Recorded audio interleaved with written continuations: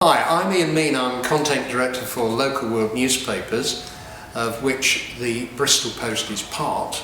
The Post is privileged to be one of the key sponsors for the University of West of England Distinguished Executive Address Series. And this evening I'm privileged to interview Louise Makin. She's Chief Executive Officer for one of our key healthcare companies, BTG International, and she's going to be talking tonight on running a healthcare company from a leadership perspective. Louise, your company has had phenomenal success. You started off, correct me if I'm wrong, early years you were worth 100 million, and now you're worth something like 2 billion. How have you done that? It's been a very long story, but when I went there in 2004, we were something called an IP commercialization company. So we really took ideas from university, protected them with IP, and then tried to find partners for them. And what we needed to do was actually build a more sustainable company. So we've just been through a whole set of different steps, getting the company right financially, and then acquiring a number of very exciting technologies and building the capabilities to be able to have a sustainable specialist company that's delivering all sorts of unique and interesting products to today's patients and physicians. Now, you're in a really competitive market in the world. How do you maintain that competitiveness? That's a great question, because everywhere we look it's competitive. It's competitive to get the right talent, it's competitive to obviously get your treatments adopted. And what we've chosen to do is really start with the market, really start with understanding where healthcare is going, what some of those trends are, and what some of those new areas might be that are emerging, and then go and try and find the leading areas, the leading technologies, the leading solutions to those, and then put the best people behind it, and actually then put the right investment behind them, and really develop the technologies, the products, the solutions, together with the data, together with the cost effectiveness, all of the things that you need today in today's healthcare world. And where is healthcare going? I think that it's a fascinating world, because clearly there's, on the one hand, then escalating ageing of the population, rising cost of healthcare, on the other, phenomenal innovation.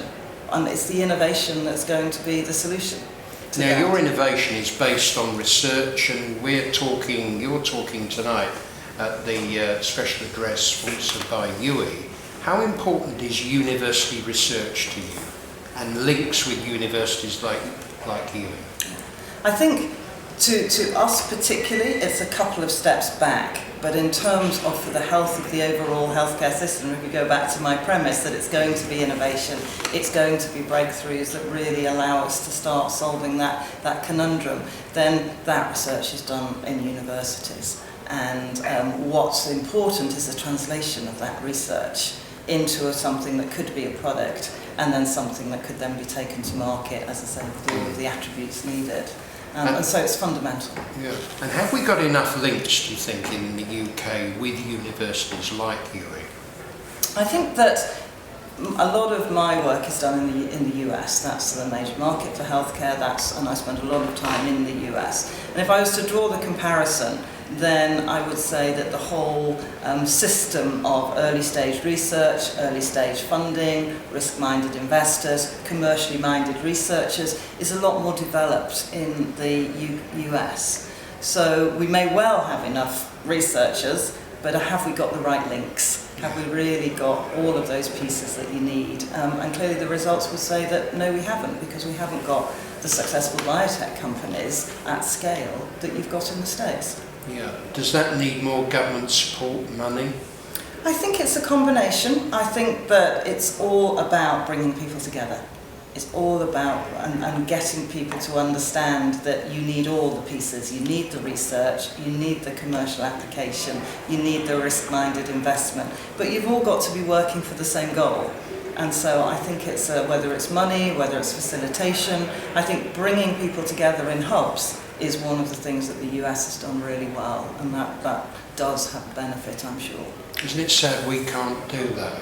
champions, we can't create those innovative hubs ourselves? Well, there's a lot of work going on actually. If you look around many of the universities, Cambridge, Oxford, MedCity here, there are people doing that. They've been pioneering it on the technology side, and I think now it's moving into the healthcare side. And I think again, we go back to that need. There is an escalating ageing population, and we're going to need commercially viable solutions for them. Now, you talked about MedCity. I'm just looking at the Telegraph story here. Headline is Boris champions MedCity to spur scientific collaboration. What he's talking about there is a coming together in London of organisations like you mentioned. Do you think that's a good thing? I think anything that can bring people together is absolutely critical. I think the UK is absolutely excellent at research.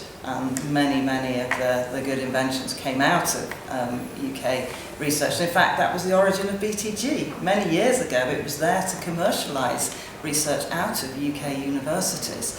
But what it needs is that, as I said, all of the actors coming together to understand what needs to be done to get these products to market. You talk about the escalation in older people's care. You've got a great innovative product you've developed for varicose veins. Can you tell us something about that? Yes, yeah. Varicose veins is an enormous unmet need. If you look at the US, there's 30 million people in the US that have untreated varicose veins. 2.5 million of them every year start to have pain, and if they're left untreated, they lead to leg ulcers and a whole set of serious medical consequences.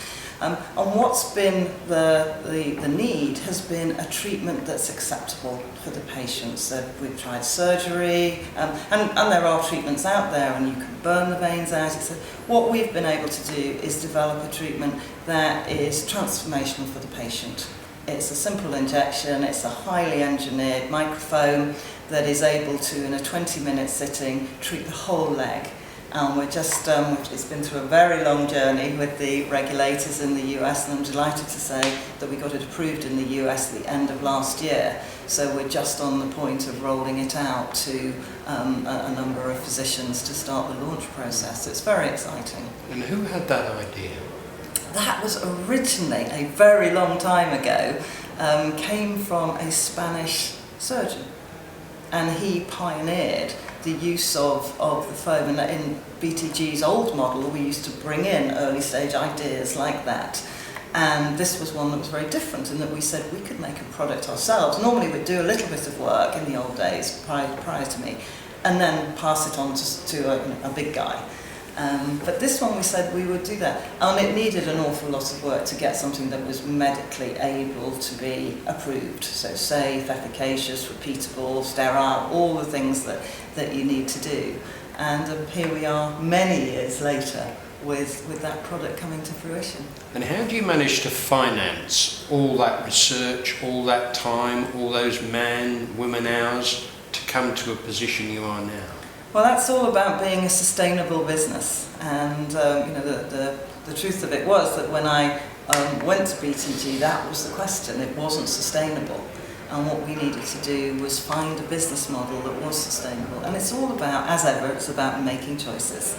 It's about making sure that you actually focus on the things you can afford to do, that you de-risk them as much as possible, and then you get yourself into a position where you can be self-funding. And once you get into a self-funding where you're generating enough revenues and margin to be able to fund the research you want to do, then you start to be able to expand and grow. So with that product, how does it work in terms of revenues to you? Well, we intend to sell it ourselves in the US. So the way that varicose veins are treated in the US, they're treated in vein clinics, and these are often owned by the particular doctor. And they, at the moment, get patients come in, they go and see their primary care physician, and they say, yep, you should get those veins treated. And they go in, and the physician chooses which technique to use. As I say, the standard of care prior to varithena is a sort of a burning and a pulling and a picking, which is, it works, but it's quite an invasive experience for the patient, and you can tell that because half of the patients don't go back to have their second leg treated. Right. So what we will do is work very closely with those physicians. This has got all of the clinical trial data. It's a drug, so it's had to go through the full approval process. We'll work with the payers, because the payers are a very important part. This is, got the opportunity to be able to treat more people at the same unit cost, which is terrific. And be able to really help them adopt it if that's what they want to do, and use it to sort of transform their patients' lives. And so that's all starting now. So we'll have about 40 people in the field, supported by medics and the rest of our BTG organisation, really talking with each and every one of those owners of the vein clinics. Could it also transform your business worldwide? Well, yes, and it already has, actually. It's not everything. We've got other things as well, and that's been part of a parallel journey that we've been on in the last 10 years, which is to bring other things forward. But without a doubt, I mean, we've said that we think this could be a $500 million revenue product. So it's got the potential to be truly significant. Now, going back to healthcare in this country, can I have a personal view on where we need to be? Lots of people talk about healthcare being, we need to privately fund some of it. What is your personal view of that? I think that's that is a really tricky area, and one of the benefits of being in my position is you do see the strengths and weaknesses of a whole lot of different systems, and I don't think there is an easy answer. I think again it goes to collaboration. It goes to using various providers to do the things that they're best to do, but it's not an easy answer. Now, about yourself personally, what's your leadership philosophy, Louise?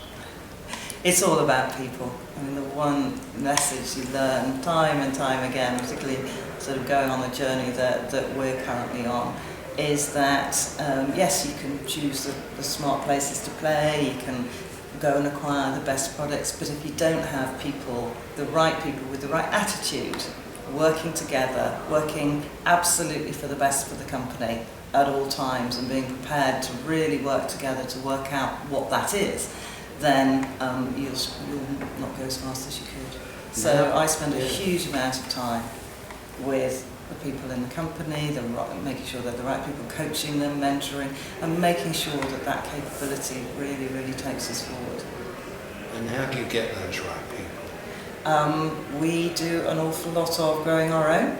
So I've got I think that we were 190 people in BTG when I joined, we're 900 now, but we went through a low of 57. And of those 57, 30 were new. So say of those 27, still 12 people that have come with me on an enormous journey. And I'm very delighted to say many of them were just in the company, and a number of them are on my leadership team now. And that gives me great satisfaction. So they've been with you for that 14 years? Yeah, for the 10 years, yeah. 10 years, Yeah, absolutely. See many changes in the company. One last question. What's the most important part of your working week?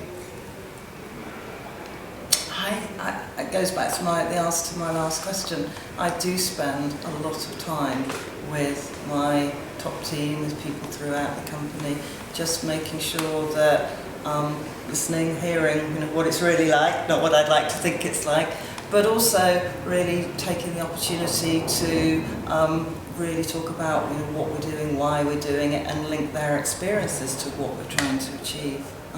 And if I can take some roadblocks out of the way as well, then I'll certainly do that.